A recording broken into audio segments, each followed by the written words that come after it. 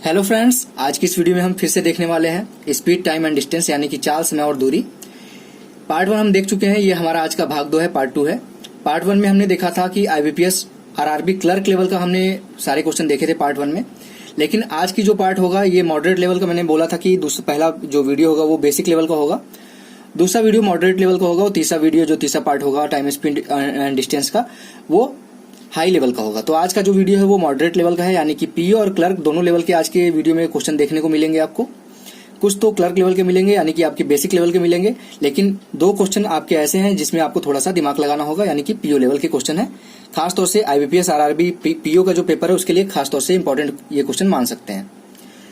तो चलिए दोस्तों, पढ़ना शुरू करते हैं।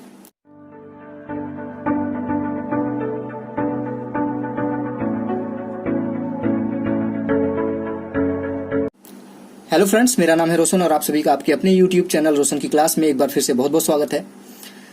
आज की वीडियो हमारी स्पेशली आईबीपीएस आरआरबी पीओ और क्लर्क दोनों के लिए है, तो पूरी वीडियो बहुत ध्यान से देखिएगा। यहाँ पे मैं आज की वीडियो में आप लोगों को 5 क्वेश्चन दिखाऊंगा, जिसमें से 2 क्वेश्चन आपके हाई लेवल के हैं यानी कि पीओ लेवल के हैं, तो उसको ध्यान से देख के आप अपना कॉन्सेप्ट क्लियर कर सकते हैं। और एक क्वेश्चन आपको लास्ट में देखने को मिलेगा चोर पुलिस वाला, जो एक टाइप है। इसमें पहले पार्ट में मैंने नहीं दिखाया था, पहले पार्ट में मैंने नाव वाले और ट्रेन वाले क्वेश्चन ले लिए थे।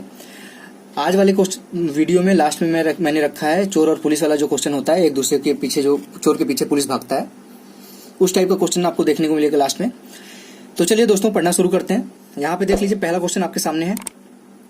लिखा गया है, कार, बस और ट्रेन की चाल में 1:5:20 का अनुपात है, तो ज्ञात करो कि उनके द्वारा लिए गए समय का अनुपात क्या होगा। यानी कि यहाँ पे कार, बस और ट्रेन की जो चाल है यानी कि स्पीड है, उसका यहाँ पे रेशियो दे दिया गया है। जब स्पीड का रेशियो दे दिया गया है तो आपको वहां पे निकालना क्या है, समय का रेशियो निकालना है कि उनको कितना समय लगेगा। कोई भी डिस्टेंस, अगर निश्चित डिस्टेंस है, उसको ट्रेवल करने में तीनों को क्या समय लगेगा, उसका अनुपात आपको ज्ञात करना है। तो इसको बताने से पहले मैं आप लोगों को एक यहाँ पे बेसिक फार्मूला बता देता हूँ। सभी को पता होगा बेसिक फार्मूला इसका, पहले पार्ट में मैं बता चुका हूँ कि फार्मूला क्या होता है। चाल बराबर होता है, चाल बराबर दूरी बटे समय। पूरा का पूरा जो स्पीड, टाइम, डिस्टेंस है वो लगभग 90% आपका डायरेक्ट इसी फार्मूले पे लगता है। बस आपको पता होना चाहिए कि क्वेश्चन में पूछ क्या रहा है। बस कभी कभी दूरी पूछ लेगा तो आपका चाल और समय का गुणा करना पड़ेगा, कभी कभी चाल पूछ लेगा तो ये फार्मूला लग जाएगा, कभी कभी समय पूछ लेगा तो आपका चाल बटे दूरी, समय पूछ लेगा तो दूरी बटे चाल हो जाएगा। बस इस फार्मूले को आप किस तरीके से आपको यूज करना है वो चीज आपको पता होना चाहिए। तो ये फार्मूला, बेसिक फार्मूला सभी को पता होगा। यानी इसको अगर इंग्लिश में मैं लिखूं तो यहाँ पे अगर लिखें स्पीड बराबर, यस लिख देता हूँ मैं, स्पीड बराबर डिस्टेंस अपॉन टाइम, यानी कि यस बराबर डी अपॉन टी हो जाएगा। स्पीड बराबर डिस्टेंस अपॉन टाइम, यानी कि अगर यहाँ पे पूछा जाए तो स्पीड जो है, जो भी होगा, वो जो डिस्टेंस है उसका अनुक्रमानुपाती होगा। यानी कि जिस हिसाब से स्पीड बढ़ेगी उसी हिसाब से डिस्टेंस कवर होगा। यानी कि अगर स्पीड बढ़ाएंगे तो डिस्टेंस ज्यादा कवर होगा। लेकिन यहाँ पे अगर ये कह दिया जाए कि स्पीड है, अगर हम उसको घटा रहे हैं तो ये टाइम से इसका क्या मतलब रेशियो होगा, ये व्युत्क्रमानुपाती होता है टाइम का। यानी कि जो चाल होती है वो समय का व्युत्क्रमानुपाती होता है। यानी कि अगर समय बढ़ेगा तो अगर चाल बढ़ेगा तो समय कम लगेगा, और जाहिर सी बात है अगर यहाँ पे चाल घटेगा तो समय ज्यादा लगेगा। ये एक दूसरे के अपोजिट होते हैं। तो यहाँ पे जो ये क्वेश्चन दिया गया था, इसमें दे दिया गया है आपको चाल का, यहाँ पे अनुपात दे दिया गया है। यहाँ पे चाल का अनुपात है 1:5:20। तो चाल का आपको अनुपात पता है। आपसे पूछा क्या था, समय का अनुपात पूछा है। तो समय का अभी मैंने बताया कि जब चाल पता है आपको तो समय का जो अनुपात होगा वो इसके व्युत्क्रमानुपाती हो गया। यानी कि जैसे जैसे आपका समय बढ़ेगा वैसे वैसे चाल कम होगी। तो यहाँ पे चाल, यहाँ पे इस तरीके से दिया गया है। तो ये हमारा, अगर इसको हमको इसका समय निकालना है तो क्या करना पड़ेगा, 5, 1 और 20 का आपको क्या लेना पड़ेगा, एलसीएम लेना पड़ेगा। 5, 20 और 1 का एलसीएम क्या होगा, 20 होगा। यहाँ पे लेके दिखा देता हूं मैं। यहाँ पे देख लीजिए, अगर इसको हम समय के रूप में लिखें, समय, आपको पता है यहाँ पे जो भी आपका चाल होगा समय उसका उल्टा होगा। यानी कि यहाँ पे अगर हमारा चाल था 1 तो समय क्या हो जाएगा, 1/1 हो जाएगा। इसका व्युत्क्रम इस तरीके से लिख लेंगे, यानी कि उल्टा। चाल अगर 5 है तो समय कितना लगेगा 1/5। चाल अगर 20 है तो समय कितना लगेगा 1/20। ठीक, अब इसका रेशियो आपको निकालना है। इसका एलसीएम आप ले लीजिए। इसका एलसीएम पता है कि 5, 20 और 1 का एलसीएम होता है, यानी कि लघुत्तम समापवर्त 20 होगा। तो 20 का इसमें अगर भाग देंगे, 20 में 1 का भाग देंगे तो 20 ही आएगा अनुपात। 20 में 5 का भाग देंगे तो 4 आएगा, और 20 में 20 का भाग देंगे तो 1 आएगा। यानी कि यहाँ पे हमारा समय का जो रेशियो निकल गया वो रेशियो निकल गया 20:4:1। ये हो जाएगा आपका समय का रेशियो। तो अगर यहाँ पे डायरेक्ट आपसे, ये क्लर्क लेवल का क्वेश्चन है, अगर डायरेक्ट आपसे पूछ लेता है कि समय का रेशियो दे दिया गया है या फिर चाल का रेशियो दे दिया गया है, तो आपको ये बेसिक जो फार्मूला है वो पता होना चाहिए कि चाल बराबर दूरी बटे समय होता है, और कौन सा अनुक्रमानुपाती होता है, कौन सा व्युत्क्रमानुपाती होता है। ये अगर पता है तो आपको इसका, जैसे चाल दिया था, इसका व्युत्क्रम निकाल लिए, व्युत्क्रम निकाल के हम इसका लघुत्तम समापवर्त निकाल के इसका हम रेशियो निकाल लिए कि समय कितना लगेगा, समय का अनुपात कितना होगा तीनों का, कार, बस और ट्रेन का। तो आशा करता हूं आपको पहला क्वेश्चन समझ में आ गया होगा दोस्तों। अब देखते हैं दूसरा प्रश्न। अब दोस्तों देखिए, दूसरा प्रश्न है आपके सामने। ये क्वेश्चन थोड़ा सा ट्रिकी है, बट समझने की कोशिश करिएगा। बहुत ही आसान प्रश्न है, बस इसमें आपको एक चीज यहाँ पे निकाल लेंगे तो आपका पूरा क्वेश्चन आसानी से बन जाएगा। प्रश्न पहले पढ़ लेते हैं। एक व्यक्ति कुल यात्रा का 5/18 बस से, 7/20 कार से तथा कुल यात्रा का यहाँ पे जो डिस्टेंस है उसका कुल यात्रा का 26.66% ट्रेन से, और शेष जो बचा हुआ भाग है 3990 मीटर है, वो बचा हुआ भाग की दूरी पैदल तय करता है। यानी कि जो 3990 मीटर की दूरी है वो पैदल चलता है। 26.66% की जो दूरी है उसका 26.66% की दूरी वो ट्रेन से ट्रेवल करता है। 7/20 जो दूरी है वो कार से ट्रेवल करता है, और 5/18 जो दूरी है वो बस से ट्रेवल करता है।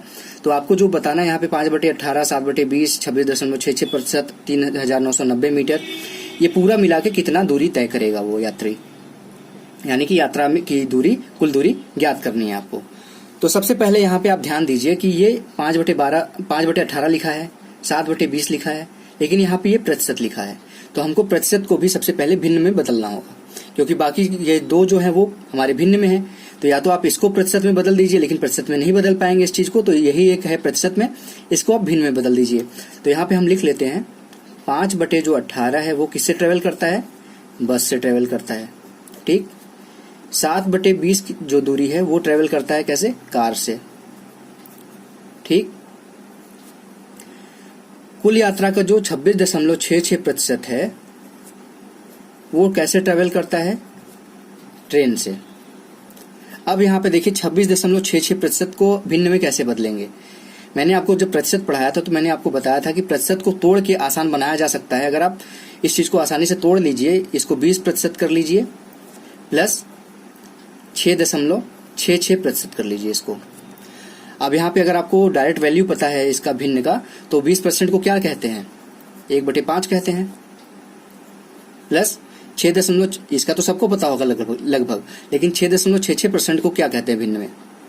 यही चीज मैंने आपको स्टार्टिंग में बताया था प्रतिशत पढ़ाते समय कि आपको भिन्न से, प्रतिशत से भिन्न में बदलने की जो वैल्यू होती है, डायरेक्ट वैल्यू, कुछ चीजें आपको याद होनी चाहिए। ठीक, तो इसकी वैल्यू जो होती है वो 1/15 होती है। ठीक है, 6.66 जो प्रतिशत होता है, इसको अगर भिन्न में डायरेक्ट लिखा जाए तो 1/15 वैल्यू होती है। अब दोनों को जोड़ना था तो जोड़ लीजिए, एलसीएम यहाँ पे आएगा 15, 5 × 15 3 प्लस 1, 15 × 15, यानी कि ये जो वैल्यू आ गई वो आ गया, भिन्न में इसका मान आ गया 4/15। जो 26.66% था वो 4/15 हो गया। अब ये भी आपका भिन्न में बदल गया, बाकी जो स्टार्टिंग के 3 थे वो भिन्न में थे ही, और लास्ट में आपका जो बचा है पैदल वाला वो न्यूमेरिकल वैल्यू में है, डायरेक्ट वैल्यू दे दिया गया है 3990 मीटर, तो उसको अभी वैसे ही छोड़ देते हैं। अब देखें कि जो 5/18 है प्लस 7/20 है प्लस 4/15 है। ठीक है, अब इसको जोड़ के देखते हैं कि ये कितना भाग कवर करता है। तो हमको क्या करना पड़ेगा, इसको पता करने के लिए इसका एलसीएम लेना पड़ेगा। 18, 20 और 15 का एलसीएम कितना होता है, 18 10 में, हाँ 180 होगा इसका एलसीएम। आप डायरेक्ट निकाल सकते हैं, लेकिन यहाँ पे एलसीएम निकालना लगभग सभी को पता होगा, तो यहाँ पे इस क्वेश्चन में एलसीएम निकालना नहीं बताऊंगा। 18, 20 और 15 का एलसीएम निकालेंगे तो 180 आएगा, जो कि मिनिमम जो वैल्यू होती है वो तीनों से कटनी चाहिए, तो यही होता है एलसीएम। तो 18 से जब 180 में भाग देंगे तो 10 आएगा, लेकिन ऊपर 10 का गुणा भी करेंगे तो यहाँ पे 50 आ जाएगा, प्लस 20 का 180 में भाग देंगे तो 9 आएगा, 7 में गुणा करेंगे तो 63 आएगा। 15 को गुणा करेंगे 180 में तो कितना आएगा, 15 धाम 150, 15 दूनी 30 यानी कि 12 आएगा। और 12 का गुणा 4 में करेंगे तो कितना आएगा, 48 आएगा। तो इसको अगर जोड़ लेंगे 60 और 40 100 और 8 और 3 11 111 हो गया और ये 50, तो ये हो जाएगा 161 बटे 180। अब यहाँ पे ध्यान दीजिए कि 180 में से 161 की वो दूरी जो है तय कर चुका था अभी तक ट्रेन, बस और कार से। लास्ट का जो बचा हुआ हिस्सा है वो कैसे ट्रेवल करता है, पैदल ट्रेवल करता है। तो इसमें से अगर इतने का हम डिफरेंस निकाल लें, 161 में से 80 में से 161 माइनस कर दें तो कितना बचेगा, 19 बचेगा। यही जो 19 वाली जो वैल्यू है यही तो वो ट्रेवल करेगा पैदल, तो ये वैल्यू है 3990 मीटर। ठीक, अब 19 बराबर आपका दे दिया गया है यहाँ पे, 19 बराबर आपको पता चल गया कि 19 बराबर है 3990 मीटर। तो यहाँ पे 1 की वैल्यू कैसे निकालेंगे, 19 का भाग दे देंगे 3990 में, तो 19 का भाग देंगे 39 में तो 2 बार जाएगा, 19 दूनी 38, 1 बचेगा, 1 और 9 तो 19 एकम 9, 19 और 1 0 बचेगा, यानी कि 1 की वैल्यू आ गई आपकी 210। आपको किसकी वैल्यू निकालना था, पूरा जो ट्रेवल किया है डिस्टेंस उसकी वैल्यू निकालना था। तो पूरा डिस्टेंस ट्रेवल कितना गया, 180। 1 का मान आपको पता चल गया है कि 210 है, तो 180 का मान कैसे निकालेंगे, सभी को पता है कि 180 गुणे 210 कर देंगे। अब यहाँ पे देख लीजिए इसका गुणा कैसे करेंगे आप, चाहे तो 18 का गुणा 21 में कर दीजिए या फिर 21 का गुणा 18 में कर दीजिए। तो यहाँ पे 1 का गुणा 8 में करेंगे तो क्या आएगा, 8 आएगा। 1 का गुणा 1 में करेंगे तो 1 आएगा। 2 का गुणा 8 में करेंगे तो क्या आएगा, 16 आएगा। 1 कैरी गया, 2 का गुणा 1 में करेंगे तो 2 गया, यानी कि कैरी के साथ जोड़ेंगे तो 3 आएगा, यानी कि यहाँ पे आ जाएगा आपका 378 और 2 0 1 0 और 1 0। ये शॉर्ट ट्रिक होता है गुणा करने का, कि पूरा गुणा करेंगे तो थोड़ा सा लेंदी होगा। अगर उसको शॉर्ट ट्रिक की मतलब छोटा बना के गुणा कर लें और 0 0 अगर लास्ट में है तो लास्ट में 2 0 बढ़ा दें, जितना 0 रहे उसको मल्टीप्लाई करने की मतलब है कि वो 2 0 बढ़ जाएगा यहाँ पे। तो 37,800 की जो दूरी है 37,800 मीटर। अगर किलोमीटर में पूछे तो ये यहाँ पे मीटर को किलोमीटर में बदल दीजिए, 37.8 आ जाएगा।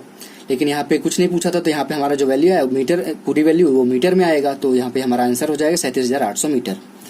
तो आशा करता हूँ इस टाइप के अगर प्रश्न आपके एग्जाम में आते हैं जहाँ पे डिस्टेंस तोड़ के दिया रहे तो उस क्वेश्चन को कैसे किया जाता है यहाँ पे आपने देख लिया। क्वेश्चन स्किप करने की जरूरत नहीं होती, क्वेश्चन स्किप करते जाएंगे तो आपका एग्जाम खराब हो जाएगा। तो क्वेश्चन पहले इतनी प्रैक्टिस करके जाए कि वही क्वेश्चन कितनी जल्दी आप कर सकते हैं।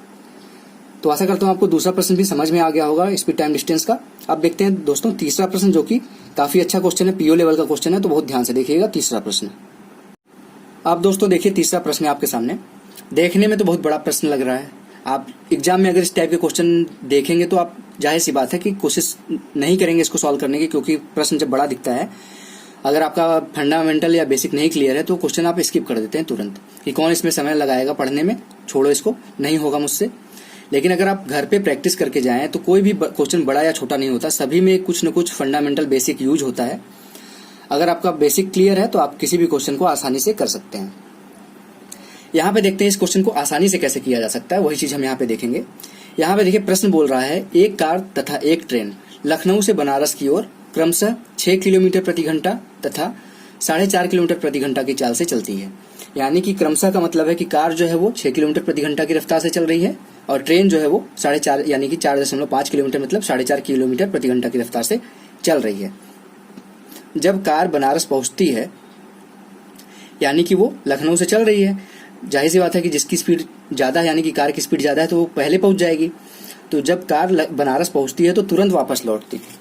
कार बनारस पहुंची और वहां से तुरंत घुमा के वापस लखनऊ की तरफ चल दी, तो कार ट्रेन से बनारस से 6 किलोमीटर की दूरी पर मिलती है। यानी कि जब वापस आएगी तो उसको कहीं न कहीं ट्रेन तो मिलेगा ही, क्योंकि अभी ट्रेन पीछे ही था, तो रास्ते में कहीं न कहीं मिलेगा उसको।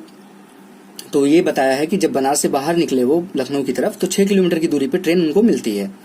ट्रेन लखनऊ से कार से मिलने के समय तक 10 बार ठहरती है। यानी कि कार तो जाहिर सी बात है, कार किसी का पर्सनल है तो वो लखनऊ से चलेगा डायरेक्ट बनारस पहुंच जाएगा। लेकिन ट्रेन है तो ट्रेन तो ऐसा है नहीं कि कोई राजधानी एक्सप्रेस है कि लखनऊ से चलेगा डायरेक्ट बनारस रुक जाएगा या फिर कहीं आगे जाएगा कलकत्ता बिहार, ये नहीं पता। लेकिन जो ट्रेन है वो कहीं न कहीं हर स्टेशन पे रुकती है, ज़्यादातर स्टेशन पे। तो यहाँ पे ये कहा जा रहा है कि जब ट्रेन आपकी चलती है लखनऊ से और वो कार से जब मिलती है 6 किलोमीटर की बाहर जब निकलती है कार वापस बनारस से लखनऊ की तरफ, तो जब 6 किलोमीटर की दूरी पे मिलती है कार ट्रेन से, तो उसके बीच में जब ट्रेन लखनऊ से कार से मिलने के बीच में वो ट्रेन 10 बार रुकी है, यानी कि 10 स्टेशन पे ट्रेन रुकी है। तो जाहिर सी बात है रुकेगी तो कुछ समय लगेगा, तो जाहिर सी बात है कि उसको ज़्यादा समय लगेगा। तो यहाँ पे पूछ रहा है कि वो कितनी मिनट के लिए, जबकि लखनऊ से बनारस के बीच की दूरी, यहाँ पे देखिए छूट गया क्वेश्चन, यहाँ पे क्वेश्चन में है 24 किलोमीटर है। ठीक, यहाँ पे क्वेश्चन में क्या पूछा ये भी नहीं लिखा है, तो मैं यहाँ पे लिख देता हूँ इस क्वेश्चन को। यहाँ पे ये पूछ रहा है कि ट्रेन से मिलने तक 10 बार ठहरती है, जबकि लखनऊ से बनारस तक के बीच की दूरी 24 किलोमीटर है। तो यहाँ पे बताना क्या था आपको, तो यहाँ पे लिख देता हूँ मैं, ध्यान से देख लीजिएगा। बताइए कि ट्रेन का ठहराव जो है, एक ठहराव कर लीजिए, कितने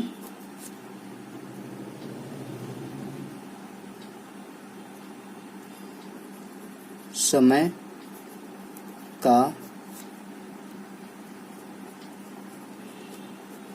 होगा।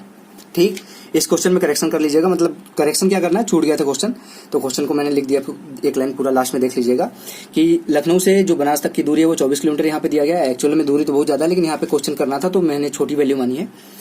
24 किलोमीटर की दूरी दी गई है और बताना है आपको कि जो ट्रेन 10 बार रुकी है वो 10 बार कुछ समय लगी, तो 10 बार वो जो रुकी है तो उसमें से एक बार जब रुक रही है किसी स्टेशन पे, तो वो जो रुक रही है वो कितनी देर तक के लिए रुक रही है किसी स्टेशन पे, ये आपको बताना है। ठीक, अब यहाँ पे देखिए क्वेश्चन को शुरू करते हैं। अब क्वेश्चन पढ़ते ही हम बताने में, आपको एक्सप्लेन करने में ही काफी समय लग गया। अब यहाँ पे देखिए कि कह रहा है कि ट्रेन चल रही है कहाँ से, बनारस से, कहाँ जा रही है, लखनऊ की तरफ, लखनऊ से बनारस की तरफ। लखनऊ है ये है बनारस। ठीक, अब ट्रेन चल रही है और यहाँ पे कार भी चल रही है, तो कार जो है वो ट्रेन की पटरी पे तो चलेगी नहीं, तो पैरेलल चलेगी। ठीक, ये मान लीजिए सड़क है, ये है ट्रेन का पटरी। अब यहाँ से ट्रेन चलना शुरू करती है, उसी समय यहाँ से कार चलना शुरू करती है। ट्रेन चलती है 4.5 किलोमीटर प्रति घंटे की रफ्तार से, 4.5 किलोमीटर प्रति घंटे की रफ्तार से, और जो कार है वो किससे चलती है, 6 किलोमीटर प्रति घंटे की रफ्तार से। ठीक, तो जाहिर सी बात है कि कार पहले पहुंच जाएगी। जब कार यहाँ पहुंचती है तो तुरंत वापस चलती है फिर। और यहाँ पे एक चीज और ध्यान दीजिएगा कि यहाँ से लेके जो यहाँ तक की दूरी है वो 24 किलोमीटर है, 24 किमी। तो कार जब यहाँ पहुंचती है तो वापस चल देती है, फिर से वापस चलती है, तो 6 किलोमीटर जब यहाँ से बनारस से वो लखनऊ की तरफ आती है तो ट्रेन इसको यहाँ पे मिल जाती है। ठीक, दोनों 6 किलोमीटर की दूरी पे बनारस से मिलते हैं। तो आपको बताना है कि इसके बीच में यहाँ से लेके जब यहाँ तक पहुंची है ट्रेन, तो इसके बीच में ये 10 स्टेशन पे रुकी है, 10 बार रुकी है। आपको बताना है कि वो एक बार कितनी देर तक रुकी है, एक बार जब रुकेगी किसी भी स्टेशन पे वो कितनी देर तक के लिए रुक रही है। अब यहाँ पे सबसे पहले आपको ध्यान देना होगा कि कार की स्पीड क्या है, या फिर कार कितना ट्रेवल की है, सबसे पहले ये देख लेते हैं। तो कार यहाँ से चलना शुरू करती है, यहाँ तक पहुंचती है, यानी कि 24 किलोमीटर तो चल ली। अब 24 से यहाँ तक आने में उसको 6 किलोमीटर लगा है, क्योंकि 6 किलोमीटर दूरी पे मिले है बनारस से, तो यानी कि 24 तो चली कार कितना चली है, 24 प्लस 6 किलोमीटर, यानी कि टोटल वो कार चली है 30 किलोमीटर। ठीक, बहुत ध्यान से देखिएगा, आपको बहुत इजी लगेगा प्रश्न। अभी तो ज्यादा समय मुझे प्रश्न समझाने में ही लग गया, क्वेश्चन करने में उतना समय नहीं लगेगा। और ट्रेन को कितना समय लगा होगा, ट्रेन कितना किलोमीटर चली है, 6 किलोमीटर की दूरी पे मिल गया है ये, यानी कि 6 किलोमीटर 24 में से कम चली है ट्रेन अभी, तो 24 में से 6 कम चली है, तो मतलब ट्रेन चली है 18 किलोमीटर। 18 किलोमीटर। अब क्वेश्चन समझ लीजिए, क्वेश्चन हो गया, इतना ही करने में क्वेश्चन आपका खत्म हो गया। बस आपको थोड़ा सा दिमाग लगाना है कि इसको क्वेश्चन को कैसे सॉल्व करेंगे इजिली। अब यहाँ पे देखिए कार चल रही है 30 किलोमीटर और ट्रेन चल रही है 18 किलोमीटर। अब ट्रेन या फिर कार जो है 1 घंटे में कितना किलोमीटर चल रही है, क्योंकि यहाँ पे दिया गया है कि कार जो है वो कार की स्पीड है वह 6 किलोमीटर प्रति घंटा है और ट्रेन की स्पीड 4.5 किलोमीटर प्रति घंटा है। और चली कितना है कार चली है 30 किलोमीटर, यानी कि 6 किलोमीटर प्रति घंटा की रफ्तार से चलेगी तो कार कितना किलोमीटर चल लेगी, 30 किलोमीटर चलने में कितना समय लगाएगी, 5 घंटा। ऐसा करता हूँ आपको समझ में आ गया होगा ये चीज कि कार जो है वो 1 घंटे में 6 किलोमीटर चलती है और वो चली है टोटल 30 किलोमीटर अभी तक, तो 30 किलोमीटर चलने में उसको कितना घंटा लगा होगा, 5 घंटा लगा होगा। उसी तरीके से ट्रेन कितने किलोमीटर से चलती है, 4.5 किलोमीटर प्रति घंटे की रफ्तार से चलती है और 18 किलोमीटर चली है, तो 18 किलोमीटर चलने में उसको कितना घंटा लगेगा, 4 घंटा। ठीक, अब यहाँ पे देखिए आपको अब कुछ नहीं करना है, यहाँ पे बस आपको ये चीज ध्यान देना है कि ट्रेन और कार दोनों साथ में चलना तो स्टार्ट की थी, लेकिन ट्रेन चली कितनी है, 5 घंटा चली है, जबकि कार चली है वो 5 घंटा चली है और ट्रेन जो चली है वो 4 ही घंटा चली है। तो 1 घंटा कहीं न कहीं रुकी है। और 1 घंटा कहाँ रुक रही है, वो 1 घंटा स्टेशन पे वो रुक रही है, 10 स्टेशन पे। 10 स्टेशन मिला के, 10 स्टॉपेज मिला के वो कितना रुक रही है, 1 घंटा रुक रही है। 1 घंटे में वो टोटल 10 स्टेशन रुक रही है। तो 1 घंटे का मतलब 10 स्टेशन पे रुकने के लिए उसको 60 मिनट का समय लग रहा है, 60 मिनट का। तो एक स्टेशन पे रुकने के लिए उसको कितना समय लगेगा, 6 मिनट। जाहिर सी बात है, सिंपल सा क्वेश्चन था। तो जब 10 स्टेशन पे रुकने के लिए उसको 60 मिनट का समय लगा तो एक स्टेशन पे रुकने के लिए उसको 6 मिनट का समय लगेगा। यही आपसे प्रश्न में पूछा था। तो आशा करता हूँ आपको तीसरा प्रश्न बहुत आसानी से समझ में आ गया होगा दोस्तों। बहुत इजी प्रश्न था, इसको कुछ करना ही नहीं था, बस प्रश्न पढ़ने में आपको जो भी समय लगेगा वो लगेगा, प्रश्न सॉल्व करने में बिल्कुल समय नहीं लगेगा अगर आपका बेसिक फंडामेंटल क्लियर है। तो ये था तीसरा प्रश्न दोस्तों। अब देखते हैं चौथा प्रश्न। अब दोस्तों देखिए यहाँ पे चौथा प्रश्न सबसे पहले पढ़ लेते हैं जल्दी से। सामान्य चाल से 4/5 भाग से यात्रा करने पर एक व्यक्ति नियत समय से 15 मिनट लेट हो जाता है। ऑफिस पहुंचने का उसका नियत समय क्या था। तो यहाँ पे अब जल्दी से क्वेश्चन पढ़ लिया हमने। अब इस क्वेश्चन को जल्दी से सॉल्व भी कर लेते हैं, क्योंकि इस क्वेश्चन में कुछ है नहीं, बस बेसिक आपका क्लियर है। अगर स्पीड टाइम डिस्टेंस वाला जो फॉर्मूला था अगर वो आपका क्लियर है कि कौन सा अनुक्रमानुपाती होता है, कौन सा व्युत्क्रमानुपाती होता है, तो आपका ये क्वेश्चन 10 सेकंड का है। यहाँ पे देखिए बोल रहा है कि सामान्य चाल से वो 4/5 भाग से यात्रा कर रहा है, यानी कि पहले उसका सामान्य चाल था 5, अब उसका चाल हो गया है 4, जिसकी वजह से उसको कितना समय ज्यादा लगा, 15 मिनट का समय ज्यादा लगा। जब चाल थी हमारी 5 यूनिट आपकी मान लीजिए यहाँ पे है, तो हम सही समय पे पहुंचते थे, लेकिन हमने स्पीड कम करके 4 यूनिट कर ली अपनी, जिसकी वजह से हमको 15 मिनट का समय कम लगा, मतलब 15 मिनट का समय ज्यादा लगा। अब वो पूछ रहा है कि ऑफिस पहुंचने का नियत समय जो था वो क्या था। तो यहाँ पे ये तो आपका चाल दे दिया गया, हमको इसको समय में कन्वर्ट करना होगा, तभी तो हमारा समय पता चलेगा। जब चाल है ये, यानी कि चाल का अब यहाँ पे हमको क्या निकालना पड़ेगा, समय से क्या होता है, व्युत्क्रमानुपाती होता है। तो जाहिर सी बात है कि हम क्या करेंगे, अब अगर जो यहाँ पे 5 है और यहाँ पे 4 है, इनका अनुपात ये है अगर, तो हमारा जो समय का अनुपात होगा वो क्या हो जाएगा, 5 और 4 का। यानी कि हमको पहले 4 समय लगता था, जब स्पीड हमने कम कर ली तो हमको 5 समय लगने लगा। जाहिर सी बात है आपको समझ में आ गया होगा कि मैंने ये 5:4 को 4:5 कैसे लिखा। ये आपका चाल का अनुपात था, ठीक, और ये आपका समय का अनुपात है। इस चीज को ध्यान दीजिएगा। चाल का अनुपात था 5:4, तो उसका व्युत्क्रम होता है। व्युत्क्रम मतलब उसका उल्टा, यानी कि 1/5 और 1/4 करेंगे, उसका एलसीएम लेंगे तो हमारा आएगा 4:5। समय का अनुपात हमारा ये लगेगा। अब यहाँ पे ध्यान दीजिए कि इसी समय की वजह से हमको कितना समय ज्यादा लग रहा है, जो ये बढ़ गया है समय 4 से 5 हो गया, इसकी वजह से हमको 15 मिनट ज्यादा समय लग रहा है। ठीक, इसी की वजह से हमको 15 मिनट ज्यादा समय लग रहा है। तो यहाँ पे हमारी कितनी यूनिट की वृद्धि हुई है, 1 यूनिट की वृद्धि हुई है, जिसकी वजह से हमको 15 मिनट का समय ज्यादा लग रहा है। और सही समय पे पहुंचने के लिए हमको कौन सा समय यूज करना था, सही समय पे पहुंचने के लिए हमको 4 वाला समय, 4 यूनिट वाला समय हमको चाहिए था। यानी कि हमको सही समय पे पहुंचने के लिए 4 यूनिट बराबर 1 यूनिट बराबर 15 था, तो सही जो यहाँ पे हमको निकालना था, नियत समय पे पहुंचने के लिए हमको 4 यूनिट की वैल्यू निकालनी होगी। तो 4 × 15 हो जाएगा, ये आ जाएगा 60 मिनट।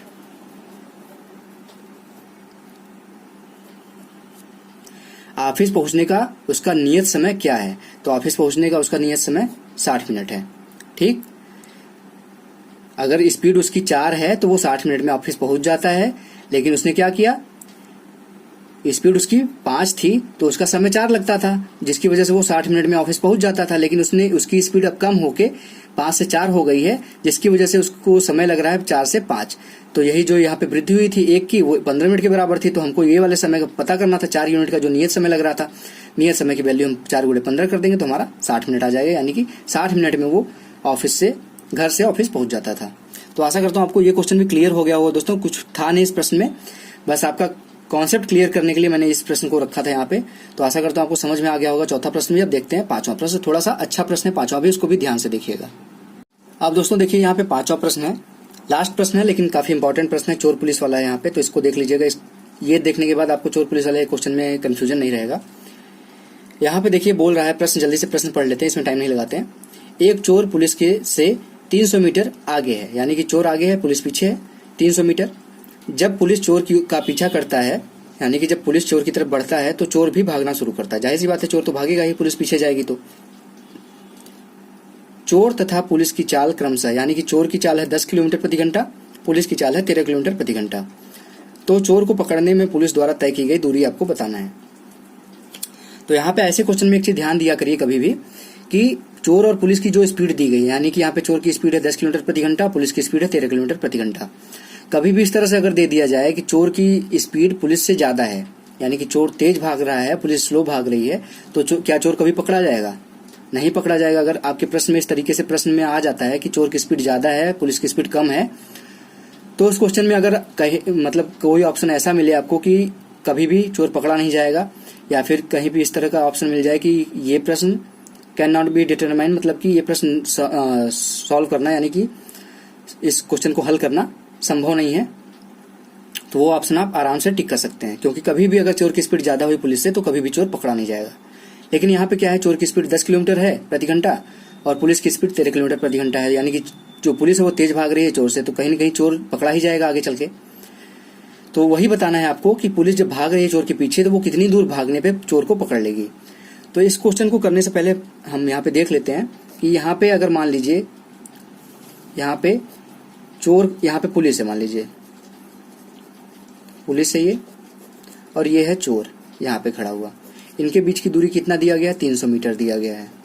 ठीक, 300 मीटर की दूरी पे खड़ा है चोर पुलिस से। यहाँ पे मान लीजिए पुलिस है ये खड़ा हुआ है, यहाँ पे मान लीजिए ये चोर खड़ा हुआ है। जब पुलिस चोर की तरफ बढ़ता है तो चोर भी इस तरफ तो आएगा नहीं कि हम हाँ आइए मुझे पकड़ लीजिए, वो भी भागेगा, उल्टा इस तरफ भागेगा। अब जब यहाँ से पुलिस चलना शुरू करती है तो ये भी भागना यहाँ से शुरू करता है। तो ये पूछ रहा है कि कितनी दूर चोर भागेगा कि चोर पकड़ा जाएगा। ठीक, तो इस क्वेश्चन को करने से पहले सबसे पहले देख लीजिए कि यहाँ पे पुलिस की स्पीड क्या है।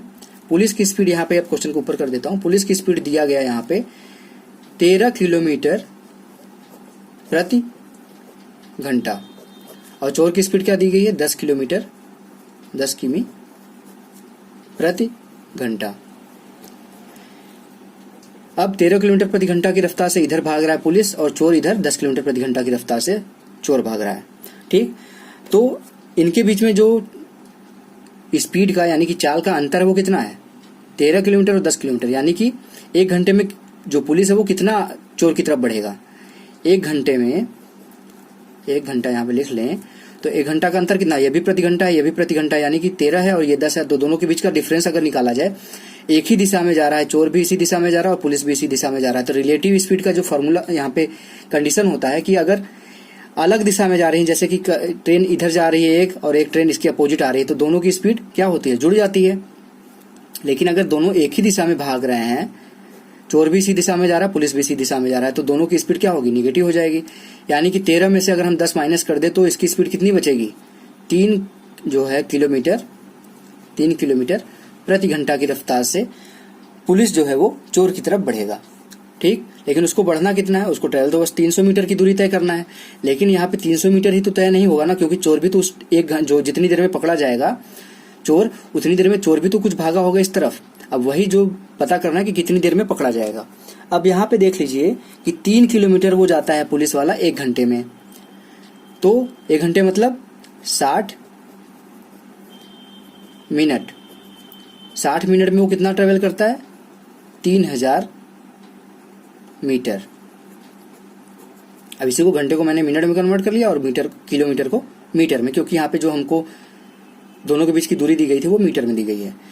तो इसको जो पुलिस वाला है उसको ट्रेवल कितना करना है एक्चुअल में? 300 मीटर की तो बीच में डिफरेंस है, तो यानी कि जो पुलिस है वो चोर को जब पकड़ेगा तो उसके बीच की जो डिफरेंस है ये 300 मीटर की वही ट्रेवल करेगा। तो जाहिर सी बात है कि जब 60 मिनट में 3000 मीटर की दूरी तय कर रहा है तो 300 मीटर की दूरी कितनी देर में तय करेगा?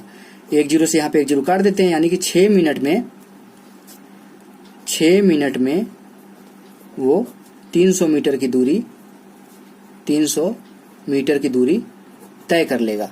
यानी कि जो चोर है वो 6 मिनट में पकड़ा जाएगा। अगर यहाँ पे आपसे समय पूछता कि चोर कितनी देर में पकड़ा जाएगा तो 6 मिनट में चोर पकड़ा जाएगा।